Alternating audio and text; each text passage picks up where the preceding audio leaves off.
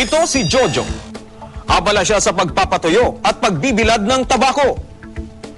Dalawang klase ng tabako ang kanyang ibinebenta, ang sun-dried at ang pinatuyo sa pugon.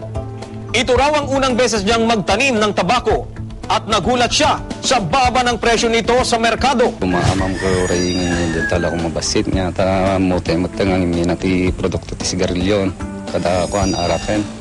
At kuray ngumatula ko mabasit, ta muda ti rigat mula ti tabako. Si Jeffrey, may 1 hektaryang sakahan ng tabako at tuwing panahon ng taginit lang daw siya nagtatanim.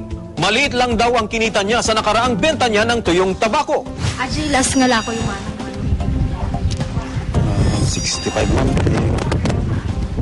5 tanong rin class B na. Ayon sa ilang magsasaka, maswerte na raw kung umabot sa 70 pesos ang 1 kilo ng tabako.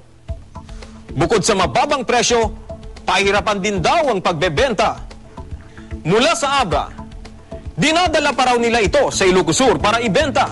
Kaya panawagan ng mga magsasaka, itaas ang presyo ng kanilang produkto ngayong harvest season. Ito lang daw kasi ang paraan para makabawi sila sa puhunan. Lalo pa at tumaas naman din daw ang bentahan ng sigarilyo sa merkado.